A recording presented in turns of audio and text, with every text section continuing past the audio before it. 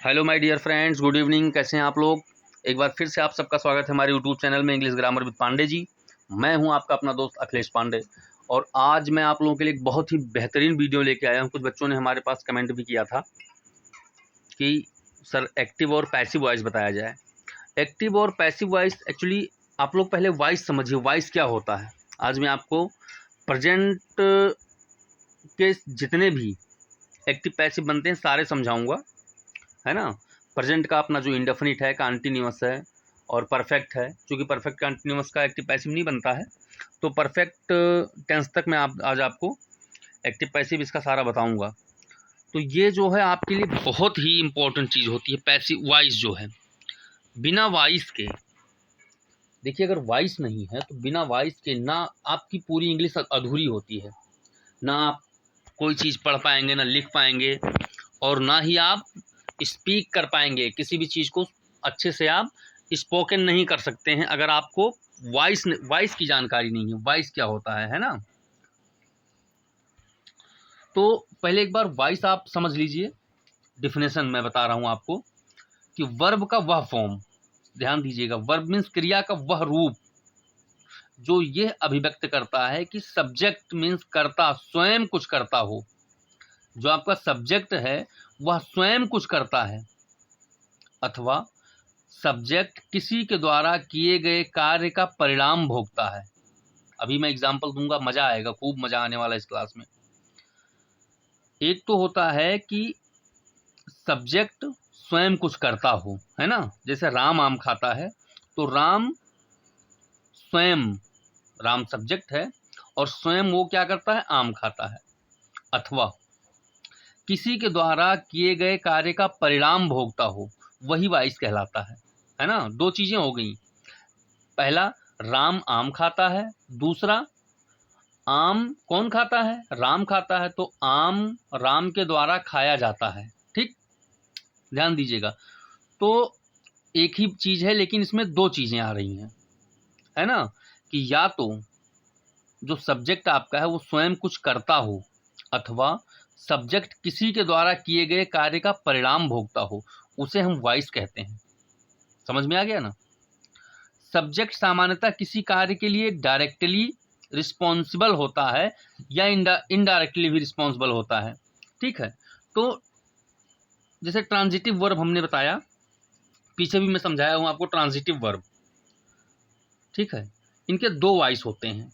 एक होता है आपका एक्टिव वॉइस, दूसरा होता है पैसिव वॉइस। यही है आपका voice, active voice and passive voice. तो ये दोनों मैं आज आपको बहुत अच्छे से बताने वाला हूं। इसके कुछ नियम हैं कैसे इसको बनाना है।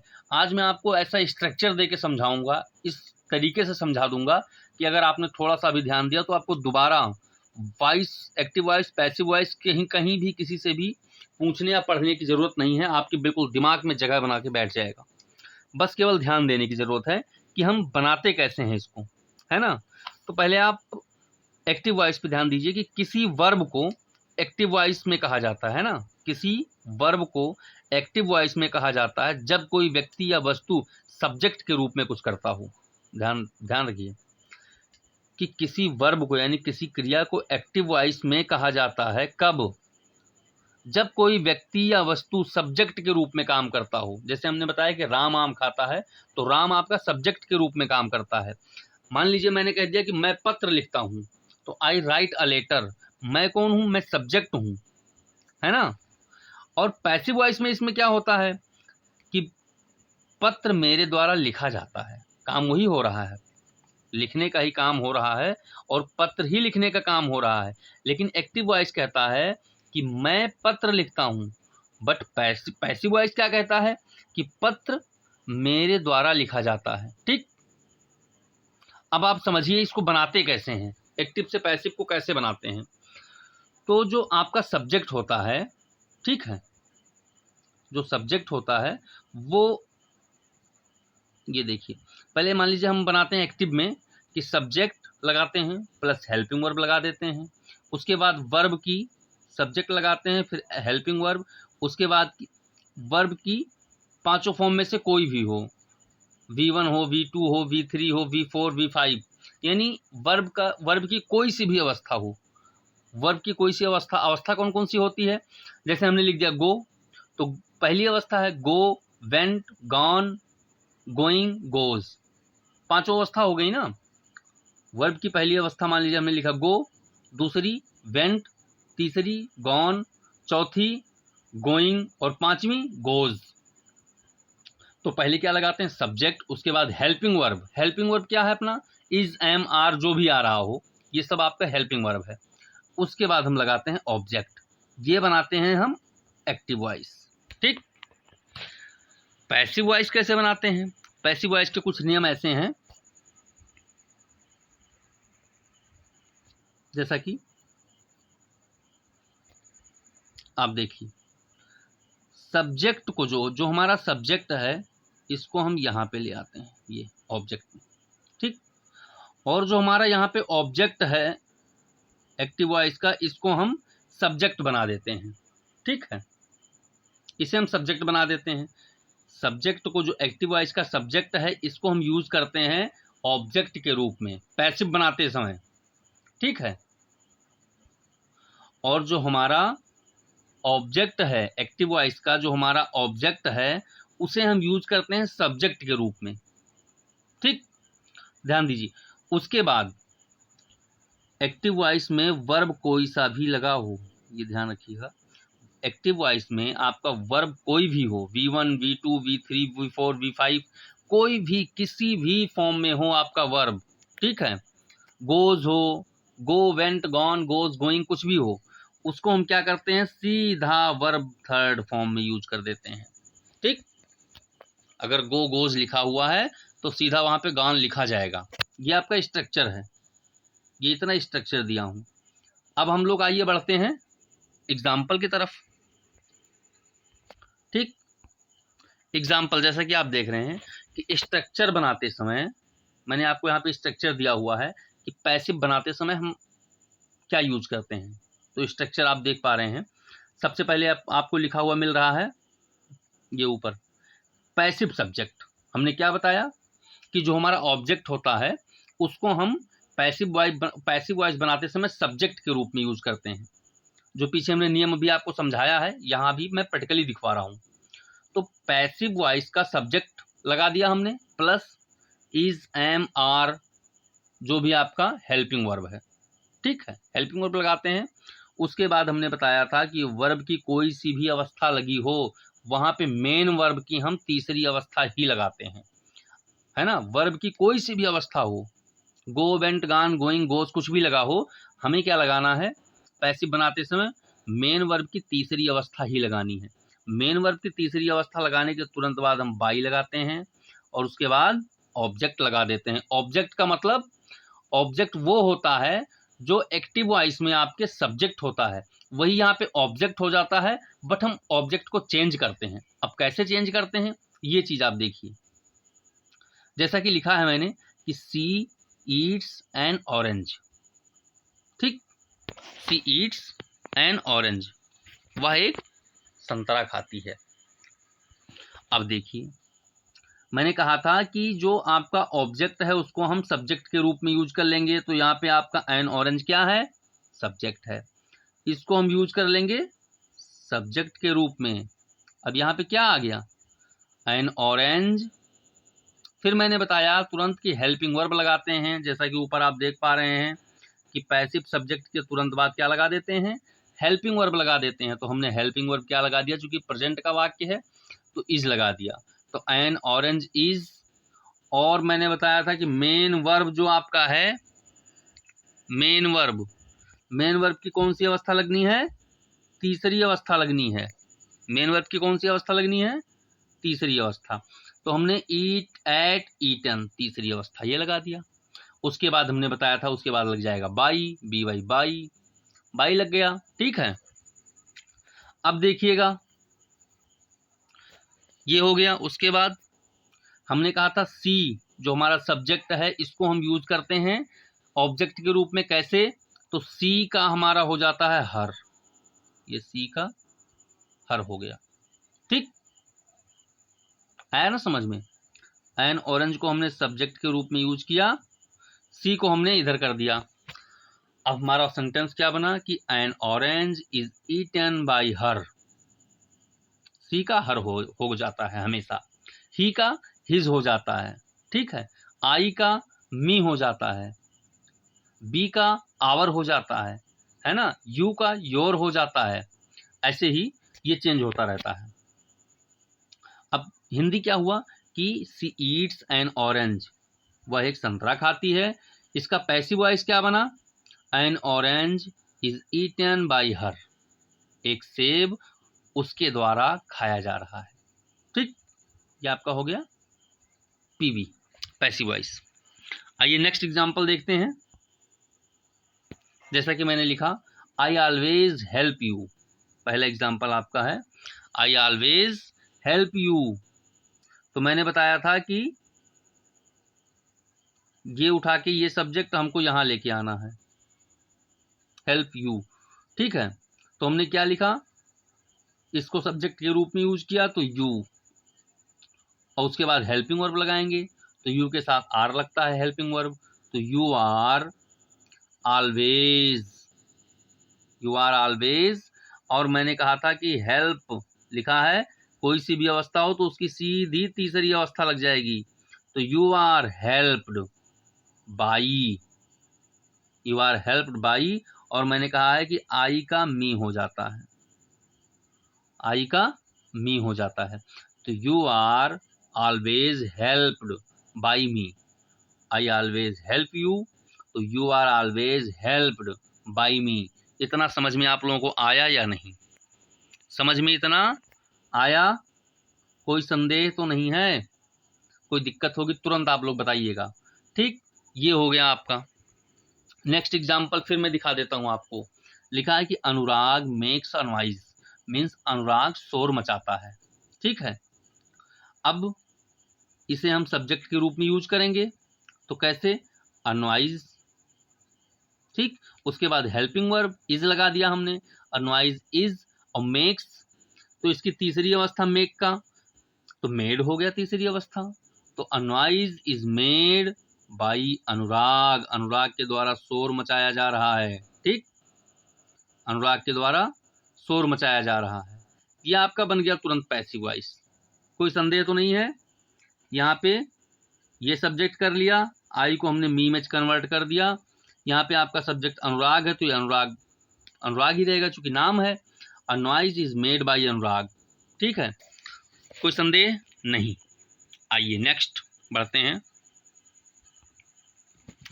नेक्स्ट आपका क्या है, प्रेजेंट। अब देखिए अभी मैंने आपको बताया था वो प्रेजेंट इंडेफिनिट टेंस का वाक्य है, अब आपका ये प्रेजेंट कंटीन्यूअस टेंस का वाक्य आ गया।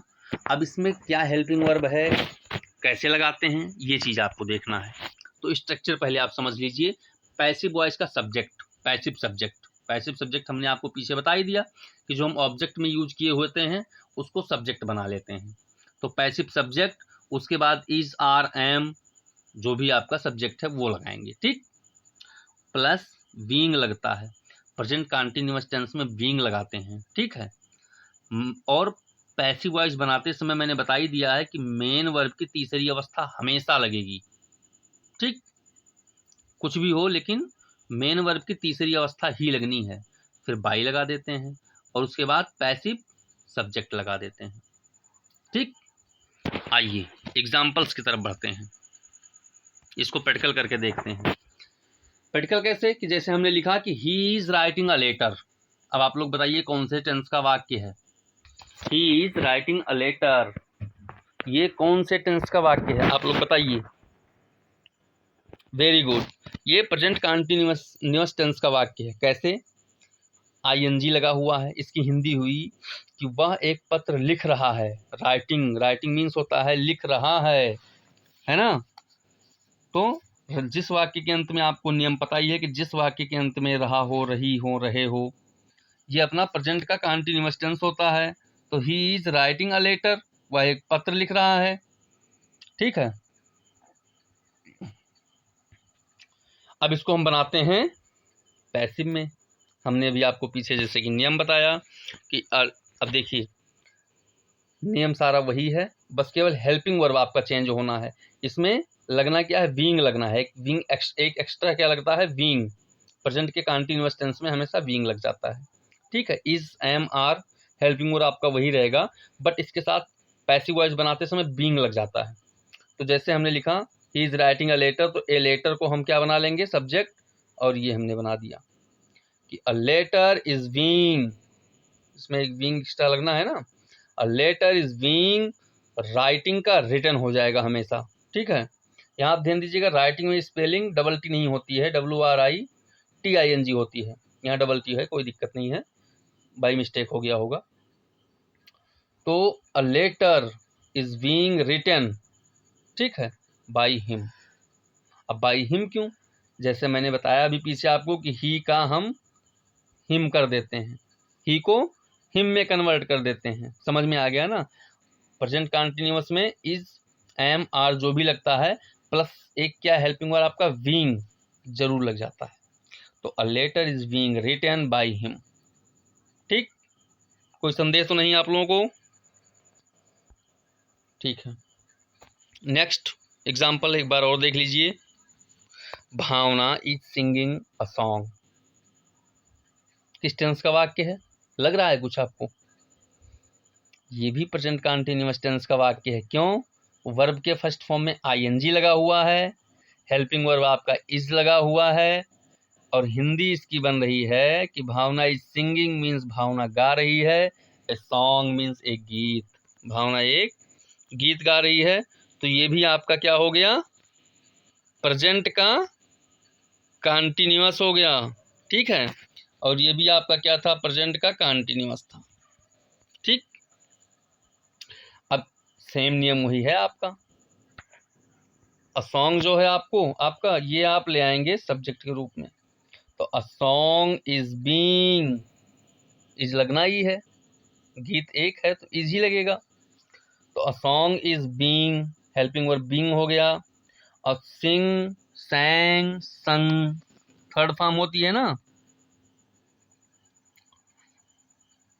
थर्ड फॉर्म हमने बता ही दिया कि चाहे कोई भी हो यहाँ पे।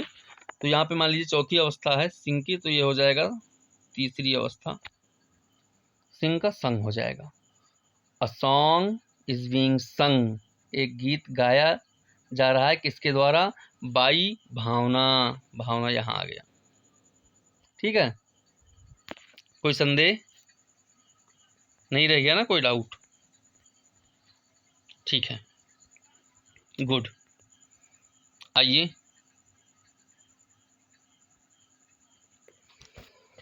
अब हम बढ़ते हैं प्रेजेंट के परफेक्ट की तरफ। प्रेजेंट इंडेफिनिट आपने समझ लिया, प्रेजेंट कंटीन्यूअस समझ लिया। अब हम आ जाते हैं प्रेजेंट परफेक्ट टेंस के लिए। प्रेजेंट परफेक्ट टेंस में क्या हेल्पिंग वर्ब लगता है हमारा, कैसे बनाते हैं। तो पहले आप स्ट्रक्चर समझ लीजिए कि पैसिव सब्जेक्ट जो सेम पीछे होता है, आपको समझाता आया हूँ, है ना, कि जो हमने ऑब्जेक्ट में यूज किया है वो हमारा सब्जेक्ट, पैसिव वॉइस में पैसिव का सब्जेक्ट लग जाता है। हेल्पिंग वर्ब इसमें लगता है, ध्यान रखिएगा, हैज बीन या हैव बीन लगता है। ठीक है, अब सिंगुलर नंबर है तो हैज बीन हो जाएगा, प्लूरल नंबर है तो हैव बीन लग जाएगा। और मेन वर्ब का थर्ड फॉर्म हमेशा ही लगता है, इसको बार बार नहीं बताना है। कहीं भी आप कोई सा भी बनाओगे प्रेजेंट का जैसा भी, तो हमेशा आपका थर्ड फॉर्म ही लगना है ना। अगर सिंपल पास्ट टेंस में आप घुस जाते हो तो लेकिन मेन वर्ब तो आपका थर्ड फॉर्म ही लगेगा, आप किसी में भी रहोगे, है ना। मेन वर्ब का थर्ड फॉर्म ही आना है। एक्टिव वॉइस में सेकंड फॉर्म लगेगा सिंपल पास्ट टेंस में, बट अगर आप पैसिव वॉइस बनाते हैं तो उसमें थर्ड फॉर्म ही आएगा मेन वर्ब का। तो जैसा कि आप देख रहे हैं कि पैसिव सब्जेक्ट आ गया आपका, उसके बाद हैज बीन या हैव बीन आ गया, मेन वर्ब की तीसरी अवस्था आ गई है, प्लस बाई आएगा। ठीक है, उसके बाद पैसिव ऑब्जेक्ट आ जाएगा। ठीक है, पैसिव ऑब्जेक्ट आ जाएगा। अब आइए इसको हम प्रैक्टिकली पढ़ते हैं। एग्जाम्पल जैसा लिखा हुआ है कि नूतन हैज रिटन दिस लेटर। ठीक है, ये कौन सा आपका सेंटेंस है, ये आपका प्रेजेंट का परफेक्ट है। Nutan has written this letter. Nutan जो है एक पत्र लिख चुका है। Nutan has written this letter means Nutan यह पत्र लिख चुका है।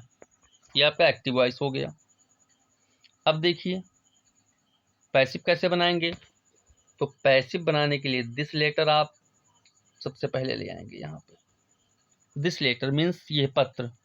हेल्पिंग वर्ब हमने आपको पीछे क्या बताया, हैज बीन या हैव बीन। ये देख लीजिए आप, हैज बीन या हैव बीन लगाया। तो दिस लेटर, अब चूंकि यह पत्र सिंगुलर नंबर है तो has been, this letter has been. और right, wrote, written main verb की तीसरी अवस्था, रिटन हो गया किसके द्वारा, बाय नूतन। ठीक, कोई संदेह तो नहीं। चलिए बहुत बढ़िया, आ जाइए अब नेक्स्ट एग्जाम्पल। जैसा कि हमने लिखा कि ही हैज वॉच्ड, क्योंकि पास्ट टेंस का वाक्य है, सॉरी प्रेजेंट का परफेक्ट टेंस का वाक्य है ना। तो प्रेजेंट का जो अपना परफेक्ट टेंस होता है, इसको इसमें एक्टिव बनाते समय भी हम वर्ब की तीसरी अवस्था ही लगाते हैं। अगर प्रेजेंट परफेक्ट टेंस हम बना रहे हैं तो प्रेजेंट परफेक्ट का चाहे एक्टिव हो या पैसिव हो, दोनों में क्रिया की तीसरी अवस्था ही लगती है। क्योंकि पीछे मैं आपको टेंस जब पढ़ाया हूँ तो टेंस में आप लोग जाके देखेंगे, वहाँ पे मेन वर्ब की तीसरी अवस्था एक्टिव वॉइस में भी लगती है। ठीक है, तो इसलिए पैसिव वॉइस बनाते समय हमें मेन वर्ब चेंज करने की ज़रूरत नहीं पड़ती, क्योंकि थर्ड फॉर्म एक्टिव में भी लगता है और थर्ड फॉर्म हमारा पैसिव में भी लगता है। तो जैसा हमने लिखा कि he has washed the plants, the plates. He has washed means वो धो चुका है, क्या, प्लेट्स मीन्स प्लेट को। अब आइए पैसिव बनाते हैं। तो पैसिव में आप यही द प्लेट्स को आगे ले आइए, द प्लेट्स, और उसके बाद हेल्पिंग वर्ब। अब चूंकि एक प्लेट होती तो हैज़ बीन लग जाता, अब यहाँ पे प्लेट्स है मतलब बहुत सारी प्लेट्स हैं, तो ये आपका प्लूरल नंबर हो गया, है ना। तो the plates have been, the plates have been. Verb की third form washed, by he का हिम हो जाता है। तो the plates have been washed by him. Plate उसके द्वारा धुली जा चुकी हैं। ठीक है, अगर आपको कोई संदेह है, कोई समस्या है, तो कमेंट में ज़रूर लिख के हमसे बताइएगा। क्योंकि अगर आप लोग बताते नहीं हैं तो मैं समझ कैसे पाऊंगा कि हमारे समझाने में कोई कमी रह गई है ना। तो मुझे उम्मीद है कि आपको ये प्रेजेंट सिंपल जो मैं बताया हूँ आज, प्रेजेंट का इंडेफिनिट, कंटिन्यूअस और परफेक्ट, ठीक है, एक्टिव से पैसिव में बदलने के लिए, मुझे लगता है ये आपको बहुत बेहतरीन तरीके से समझ में आ गई होगी। बस ध्यान देने की ज़रूरत है। कल की जो हमारी वीडियो होगी आप लोगों के लिए, वो अपना पास्ट का इंडेफिनिट होगा, पास्ट कंटिन्यूअस होगा और पास्ट परफेक्ट होगा with structure and with example. ये कल आपके सामने आएगी। उसके बाद फ्यूचर में आ जाएंगे हम। ठीक है, तो ये बनाने के बाद आपको निगेटिव और इंट्रोगेटिव भी बताया जाएगा। तो आज मैंने केवल आपको क्या बताना है, सिंपल। मैंने आज सारे सिंपल सेंटेंस उठाए हैं, है ना। निगेटिव इंट्रोगेटिव नहीं उठाया है, केवल सिंपल सेंटेंस हमने उठाया है। तो प्रेजेंट का सिंपल आपको बेहतरीन समझ में आ गया ना। किसी को कोई संदेह अगर है तो बता दीजिए, अभी नहीं है ना। ठीक है, तो ये वीडियो जो है हम आज यहीं समाप्त करते हैं। ठीक है, और कल के लिए जो हमारी वीडियो होगी वो पास्ट टेंस की होगी, है ना।